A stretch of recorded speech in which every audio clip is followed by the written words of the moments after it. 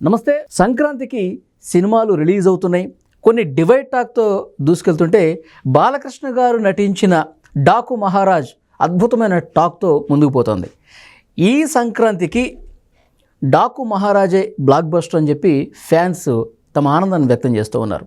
డాకు మహారాజ్ ఎందుకు హిట్ అయింది, ఈ సంక్రాంతికి ఈ సినిమా ప్రత్యేకతలు ఏంటో దీని గురించి మాట్లాడడానికి ప్రస్తుతం నాతో పాటు ఉన్నారు సీనియర్ జర్నలిస్టు దుర్గా వడ్లమణి గారు. వారితో మాట్లాడదాం. దుర్గా గారు నమస్తే మేడం. నమస్తే అండి. ఎలా ఉన్నారు? బాగున్నానండి. సంక్రాంతి శుభాకాంక్షలు మీకు, మన ప్రేక్షకులకి కూడా. Thank you madam. మీకు కూడా. మేడం, సంక్రాంతికి వచ్చిన సినిమా డాకు మహారాజ్ చాలా మంచి రెస్పాన్స్ వస్తుంది సినిమాకి. ఈ డాకు మహారాజ్ గురించి ఏం చెప్తారు మీరు? అంటే ఇది మనం ముందుగా అనుకున్నదే కదా, బాలకృష్ణ అంటేనే సంక్రాంతి అంటేనే బాలకృష్ణ మూవీ వస్తుంది, అది బంపర్ హిట్ అవుతుంది. అంటే బాలకృష్ణ గారి సినిమాకు ఉండే ప్రత్యేకత ఏంటంటే, మీరు గమనించారో లేదో, థియేటర్లో పిల్లల దగ్గర నుంచి పెద్దవాళ్ళ వరకు, అవును, మహిళలు కూడా అందరూ వస్తున్నారు. అంటే ఆ సినిమా జోన్ అనేది ఎట్లా ఉంటుందంటే, ఏదో ఒక ప్రేక్షకులకి, ఒక యూత్కో, లేకపోతే ఒక పెళ్ళైన వాళ్ళకో, ఒక పెద్దవాళ్ళకో అని ఉండదు. ఆయన సినిమా అన్ని వర్గాల ప్రేక్షకులు చూసేలా ఉంటుంది. అవును. ఇప్పుడు చూడండి, ఈ డాకు మహారాజ్ కూడా చిన్న పాప ఉంటుంది అందులో. ఆ ఎలిమెంట్ ఎప్పుడైతే ఉందో అది అందరినీ ఆకర్షిస్తుంది. ఈ మధ్యకాలంలో బాలకృష్ణ గారు తీసుకున్న సబ్జెక్టులు చాలా కొత్తగా ఉంటున్నాయి. గతంలో లాగా ప్రతి సినిమాలోనూ నరికేయటాలు కాకుండా, సో ఆ మాస్ ఎలిమెంట్స్ ఉంటూ స్టోరీని జోడించి అందరూ మహిళా ప్రేక్షకులు, పిల్లలు అందరూ చూసే విధంగా ఆయన సెలెక్ట్ చేసుకుంటున్నారు స్టోరీస్. ఎగ్జాక్ట్లీ. మనం అంటే అప్పుడు అది నడిచిందండి. మీరు చెప్పినట్టుగా నరసింహనాయుడు, సమరసింహారెడ్డి, ఆ ఎగవేరు, ఆ ఊపు వేరు అసలు. ఇప్పుడు ఆయన బ్యాలెన్స్డ్గా, ఆయన వయసుకి తగ్గట్టు పరిపక్వత, ఇదొక రకం. ఇది కూడా ప్రేక్షకులు ఆదరిస్తున్నారు. అంటే ఇప్పుడు మీకు బాలకృష్ణ వచ్చేసి మొత్తం సీన్ అంతా పడుతుంది కదా, ఆయనే కనిపిస్తారు మీకు. ఒకటి ఆయన డైలాగ్ డెలివరీ, అంటే మనకి ఇంకొకటి ఏంటంటే ఆయన మనసు ఆయన మొహంలో ప్రతిఫలిస్తుందండి. ఆయన ఓపెన్నెస్ కదా అంతాను. ఆయన ఏమన్నా కూడా ఒకేలా ఉంటాడు ఆయన. అది ఆయనకి ప్లస్. అంటే ఆయన నటించాడు ఇక్కడ, అది మెయిన్. మీకు జీవితంలో ఎలా ఉంటారో ఆయన తెర మీద కూడా అలాగే ఉంటారు. మీరు గమనించారంటే నటించే వాళ్ళు వేరు, ఇది నటన కాదు, సహజంగా వస్తుంది. కాబట్టి అంటే అది మరి నందమూరి వంశంలో ఉందేమో మనకు తెలియదు. యాక్చువల్గా మీరు గమనించారంటే ఎన్టీ రామారావు గారు హరికృష్ణని హీరో చేయాలనుకున్నారు కదా. అవును. అసలు హరికృష్ణ గారు చిన్నప్పుడు బాగుంటారు ఆయన కూడా. అది చూసారా, ఎవరిని ఏది ఎప్పుడు ఎలా వరిస్తుందో ఎవరు చెప్పలేరు అనడానికి బాలకృష్ణ తార్కాణం. ఆయన అంటే ఒక హీరోగాను ఆయన చేయగలరు. ఈరోజు ఒక మెచ్యూర్డ్ క్యారెక్టర్స్ ఆయన చేస్తున్నారు. ఈ డాకు మహారాజులో అన్ని ఎలిమెంట్స్ ఉన్నాయి. అంటే 3 ప్రాంతాలు తీసుకుని, ముఖ్యంగా చిత్తూరు బేస్గా, మదనపల్లి బేస్గా అక్కడ స్టార్ట్ అయ్యి, ఆ పాపకు ఒక డ్రైవర్గా రావడం. ఇప్పుడు టీ ఎస్టేట్ మాటను జరిగే ఏమన్నా స్మగ్లింగ్ అనమాట. అంటే ఏనుగు దంతాలు స్మగ్లింగ్ చేస్తారు మదనపల్లి బేస్ చేసుకుని, చిత్తూరు బేస్ చేసుకుని. ఆ తర్వాత కొకైన్ దాని వెనకాల జరుగుతుంది. అప్పుడు అసలు దానికి సంబంధించి ఒక కుటుంబాన్ని హత్య చేయాలనుకోవడం, ఎమ్మెల్యే, ఇవన్నీ జరుగుతాయి. ఈ జరిగినప్పుడు ఒక పాప ఉంటుంది వాళ్ళకి. ఆ పాప కోసమని ఈ బాలయ్య డ్రైవర్గా వస్తారు. సో అక్కడ డ్రైవర్ బాలయ్య, తర్వాత డాకు మహారాజ్ చంపల్లో బ్యాక్గ్రౌండ్లో ఆయన వస్తారు. అంటే 3 క్యారెక్టర్స్గా కనిపిస్తారు. ఇంజనీర్ సీతారాం, ఇట్లా ఆ వేరియేషన్స్ చూపించడం ఒకటి. అంటే డాకుగా బాలయ్య చాలా బాగా ఆయన కనిపిస్తారు మనకి. అంటే మనకి ఎన్టీ రామారావు గారు కనిపిస్తారు నాకు ఆయనలో. అంటే ఎన్టీఆర్ గారు ఒక సినిమాలో ఆ గెటప్లో ఉంటారు. నాకు ఆ సినిమా పేరు ఇప్పుడు గుర్తులేదు, కానీ మీకు గుర్తుంటే కనుక అయితే. ఎందుకంటే ఆయన జానపదాలు చేశారు కదా, చాలా ఎక్కువ జానపదాలు చేశారు.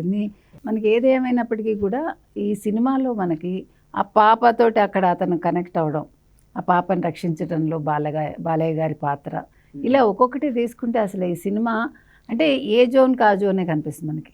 ప్లస్ ఆ వేరియేషన్స్ ఆయన చూపించగలిగారు. అసలు ఈ సినిమా ఇప్పుడు 3 ఉన్నారు అన్నారు కదా మేడం. 3 అంటే 3 రకాలు. అంటే ఒకళ్ళొకళ్ళ సంబంధం ఉంటుందా? ఒకళ్ళేనా? సినిమా చూస్తే మనకు అర్థం అవుతుంది. ఇప్పుడు చెప్పేస్తే ఏం బాగుంటుంది. కాకపోతే ఏంటంటే సినిమాలో కావాల్సిన అన్ని ఎలిమెంట్స్ ఉండడం, తర్వాత ప్రజ్ఞా జైస్వాల్ ఆ అమ్మాయిది కూడా అమ్మాయి వరకు చేసింది. అంటే పెద్ద మనకి ఆ అమ్మాయికి పెద్ద లెంగ్త్గా లేకపోయినప్పటికీ కూడా ఆవిడ బాగా చేశారు. ఇట్లా ఎక్కడికక్కడ పాత్రలు బాగుంటాయి మనకి. సినిమా కూడా మనకి బోర్ కొట్టదు అక్కడ. అంటే ఫస్ట్ హాఫ్ అంతా చాలా బాగుంటుంది. సెకండ్ హాఫ్కి వచ్చేసరికి మనకి అంటే మనం ఊహించేస్తూ ఉంటాం నెక్స్ట్ ఏం జరుగుతుందో. ఓకే, మన ఊహకు తగ్గట్టుగా కథ ఉంటుంది. కథ ఉంటుంది, అది తప్పదండి. ఇప్పుడు కథలు అనేవి కొన్ని వస్తాయి, పాత కథలని ఏదో పాత సీసాలో కొత్త సారా అంటాం కదా, అవి తప్పదు. కాకపోతే డైరెక్టర్ దాన్ని తీసుకుని వెళ్ళే విధానంలో ఉంటుంది. అది కథాకథనం బోర్ కట్టకుండా ఉంటే చాలు. అది కథాకథనం కావచ్చు, పాత్ర చిత్రం కావచ్చు, ఎండింగ్ కావచ్చు, మనం ఊహించినట్టుగానే ఉంటుంది. ఉండనివ్వండి, అంటే ఇంతకంటే ఎక్కడి నుంచి తీసుకొస్తారండి? ఇన్ని సంవత్సరాలుగా సినిమాలు వస్తున్నాయి, కొన్ని పాతవి రిపీట్ అవుతూ ఉంటాయి. కాకపోతే అక్కడ మనకి దర్శకుడి ప్రతిభ అనేది మన కూర్చోపెట్టడంలో ఉంటుంది. మీకు ఇంటర్వెల్కి ముందు మనం ఇంటర్వెల్ వస్తూనే మనం బయటకు వస్తాం కదా, సాధారణంగా మనం సర్లే ఇంకా స్టార్ట్ అవుదని నిదానంగా ఉంటాం. కానీ చూడాలి అనే కుతూహలాన్ని కలిగిస్తుంది సినిమా మనకి. ఇంటర్వెల్ ఎప్పుడైపోతున్నామో మనం గబుక్కుని లోపలికి వెళ్ళాలి అనే ఫీల్ అయితే మనకు వస్తుంది. ఓకే, ఇంకొకటి మేడం, పాటల గురించి మనం ప్రత్యేకంగా మాట్లాడగలం. బాలకృష్ణ గారి సాంగ్స్, ఆయన డ్యాన్సులు, ఆయన ఊపు వేరు. ఈ సినిమాలో కూడా దబిడి దిబిడి పాట బాగా ఫేమస్ అయింది. కొంత విమర్శలు చేసేవాళ్ళు చేశారు మేడం. బాలకృష్ణ గారు అంటే హీరోయిన్ని చేతులతో కొట్టడం కానీ వీటి మీద కొంత విమర్శలు గుప్పించిన పరిస్థితి కూడా ఉంది. సీనియర్ జర్నలిస్ట్గా ఆ పాట గురించి మీరు ఏమైనా చెప్పదలుచుకున్నారు? ఏమండి, అన్నీ మీరు నెగిటివ్ చూస్తే ఎట్లా అండి? ఇప్పుడు మీరు ఏ యుగంలో ఉన్నారు? ఇంతకంట జరుగుతున్నాయి, జరిగాయి. ఇప్పుడు మరి అడవిరాముడు, వేటగాడు తీసుకుంటే మరి ఎన్టీ రామారావు గారు ఎట్లాంటి డాన్సులు చేశారు ఆ వయసులో? తనకంటే ఎంత చిన్న పిల్లలు వాళ్ళు హీరోయిన్స్. అవన్నీ అంటే నేనంటాను కాలానుగుణంగా మారుతూ ఉంటాం కాబట్టి ఆ రోజుల్లోనే ఆయన కాలానికి తగ్గట్టు మారాలని ఎన్టీ రామారావు గారే సజెస్ట్ చేశారు. అవును, అంటే సినిమాలో కూడా మేడం యూత్కి కావాల్సిన ఎలిమెంట్స్ అంటే అన్ని వర్గాలని ఆకట్టుకునే విధంగా అక్కడక్కడ ఒక్క చిన్న స్టెప్ పట్టుకుని మీరు ఒక కొరియోగ్రాఫర్ని మీరు అనడం అనేది తప్పు. ఎట్ ద సేమ్ టైం హీరోని అనటం కూడా తప్పు. హీరో చెప్పింది చేస్తారు, కొరియోగ్రాఫర్ ఏం చేస్తాడు? ఆ మూమెంట్లో ఏవో వస్తాయి, ఇప్పుడు కొత్తదనం అనుకుంటారు వాళ్ళు, అది కొన్నిసార్లు మీకు నచ్చకపోవచ్చు. కొత్తదనం కూడా కొంతమందికి చాలా ఇష్టంగా ఉండొచ్చు, కొంతమందికి వెగటుగా అనిపించవచ్చు. ఇట్ డిపెండ్స్ అండి. ఏమండి, ఇప్పుడు సినిమాలు అనేవి మీరు కనుక గమనించారంటే, ఏ సినిమా అయినా పాతవైనా కొత్తవైనా, వయసు అయిపోయిన వాళ్ళు కూడా మీరు కళ్ళప్పగించి చూస్తూ ఉంటారు. ఎందుకు చూస్తారు? పాటలు చూస్తారు, హీరోయిన్స్ చూస్తారు. ఇంకా ముఖ్యంగా ఇప్పుడు మీకు ఈ క్లబ్ డ్యాన్స్లు పాటలు ఉంటాయి కదా, యూత్ కంటే పెద్దవాళ్ళు ఎక్కువ చూస్తారు, మీరు గమనించండి. ఓకే, నేను ఆడవాళ్ళు చూడడం కూడా చూసి ఆనందంగా.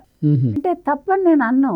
అంటే మనం చేయలేనిది అక్కడ ఎవరో చేస్తూ ఉంటే మనం చూసి ఎంజాయ్ చేస్తాం అంతే. అంటే మనం వల్గర్గా ఉంది అనుకుంటే వల్గర్గానే ఉంటుంది. అది కాకుండా ఈ అమ్మాయి ఎలా డ్యాన్స్ చేసింది అక్కడ మీరు ఇంకేం గమనించరు. ఆ అమ్మాయి ఏం బట్టలు వేసుకుంది, కాస్ట్యూమ్స్ కూడా పెద్ద పట్టించుకోరు. బట్ హౌ షీఈస్ డాన్సింగ్, ఆ పాట ఎలా ఉంది.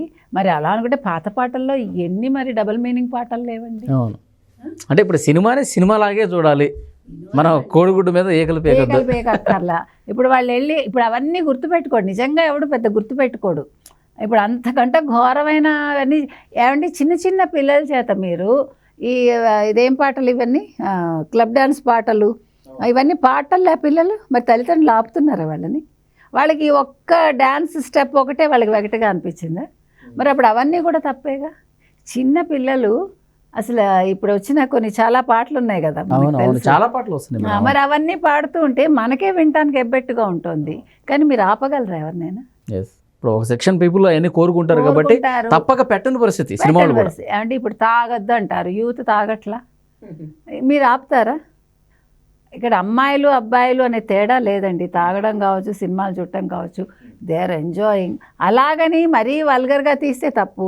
ఇప్పుడేం వాత్సాయన కామసూత్రాలు తీస్తారా, లేకపోతే వాత్సాయన కామసూత్రాల భంగిమలు అక్కడ చూపిస్తారా? అవి కూడా చూపించిన వాళ్ళు ఉన్నారు. ఇప్పుడు డాన్సర్సే వాత్సాయన కామసూత్రాలు చేసిన వాళ్ళు ఉన్నారు, తెలుసా మీకు? మీరు ఎంతో ట్రెడిషనల్ ఈ డాన్సర్ అనుకున్న వాళ్ళు కూడా చేసిన వాళ్ళు ఉన్నారు. అందులో తప్పే ఉంది, అది కళారూపంగా తీసుకోండి అంతే. అంతే. ఇంకోటి మేడం, సినిమాలో గుర్రపు స్వారీ కూడా ఉందంట కదా, విన్నాను నేను. ఉందండి, అన్నీ ఉన్నాయి. ఇప్పుడు మనం మాట్లాడేసుకుంటే ఇంకా సినిమా ఏముంటుంది. కానీ ఒక్కటండి, సంక్రాంతికి మాత్రం మంచి సినిమా వచ్చింది. అంటే మనం ఊహించని విధంగా ఈ సినిమా ఉంటుంది కొంత. అందులో ఫుల్ మీల్స్ అంటారా? ఫుల్ మీల్స్, యా, ఖచ్చితంగా. అసలు కలెక్షన్స్ కూడా హోరెత్తిస్తోందని విన్నాను నేను. అసలు ఫుల్ అండి. మీరు కావాలంటే రివ్యూస్ చూడండి, ఇదే మనం అతిశయోక్తి ఏం కాదు. అవును, ఇక భవిష్యత్తులో థియేటర్ల సంఖ్య కూడా పెరుగుతుంది. ఇప్పుడు జనాలు కూడా విపరీతంగా వస్తున్నారు. అంటే ఇప్పుడు జనాలు సగం మంది ఆంధ్ర వెళ్ళిపోయారు కదా అని మీరు అనొచ్చు. అక్కడ చూస్తారు వెళ్ళిపోయినా అక్కడ చూస్తున్నారు, ఎక్కడైనా చూస్తున్నారు. ఎందుకంటే ఇప్పుడు పందెం కోళ్ళల్లాగా ఉన్నాయి ఈ సినిమాలు. ఇప్పుడు ఇవాళ ఇది, ఎల్లుండ మళ్ళా సంక్రాంతికి వస్తున్న వెంకటేష్ గారిది, అది కూడా ఫ్యామిలీ ఎంటర్టైనరే. అదొక రకం జోనర్. అది కొంత ఆయనకంటే ఆడియన్స్ ఆయనకున్నారు ప్రేక్షకులు. ఇప్పుడు అందులో ఈ మాట వాళ్ళకి అదృష్టం ఏమైందంటే 5 days కలిసి వచ్చింది. మనం చూసాం కదా ఎట్లాగా ట్రాఫిక్ జామ్స్ అయ్యాయి, అంటే అక్కడ టోల్ గేట్ దగ్గర ఎంత ఇబ్బంది పడ్డారు, అయినా కూడా వెళ్ళారుగా. సో 5 రోజులు ఫుల్ మస్త్ ఎంజాయ్ అంటాం చూడండి మన తెలంగాణ భాషలో. అట్లా ఎంజాయ్ చేసి వస్తారు, సినిమాలు చూస్తారు. ఎల్లుండ కూడా సినిమా చూస్తారు. అంటే చాలామంది అంటున్నారు ఎందుకు వెంకటేష్ గారు ఎల్లుండ పెట్టుకున్నారంటే గ్యాప్ ఇవ్వాలి కదా. ఇప్పుడు ఒక పెద్ద సినిమా వస్తుంది, ఈ సినిమా కొంత కలెక్షన్స్ రాబట్టుకున్నాక ఆ సినిమా వచ్చింది అనుకోండి, ఇదొక రకంగా ఎంటర్టైన్మెంట్. ఎగ్జాక్ట్లీ. ఏదైనా బాలకృష్ణ గారు మాత్రం అంటే ఆయన టైం, నేను అనేది 1, 2 వయసుకి తగ్గట్టు ఆయన క్యారెక్టర్స్ చేయటం 2 బాగున్నాయండి. సినిమాలో అన్ని ఎనిమల్స్ ఉంటాం, అందరిని ఆకట్టుకునేలా ఉంటాం. సో చాలా బాగా తీశారు. ఇప్పటికైతే బాక్స్ ఆఫీస్ సూపర్ డూపర్ హిట్గా డాకు మహారాజా నిలిచింది. అంటే 2025 హిట్ చిత్రాల్లో తెలుగు ఇండస్ట్రీకి ఫస్ట్ సూపర్ హిట్ అవుతుంది ఈ సంవత్సరం. అంటే ఆరంభమే బాగుందన్నమాట. అందుకని అక్కడ అంతంలో మనకి పుష్ప వస్తే, ఇక్కడ ఆరంభంలో మనకి డాకు చూసారా. 2 ఒక రకంగా చిత్తూరు బ్యాక్గ్రౌండ్లో ఉంది. ఓకే, అదొకటి. ఎస్ మేడం, చాలా మంచి రివ్యూ ఇచ్చారు. Thank you very much Durga గారు. నమస్తే. Please subscribe to Leo News for more videos.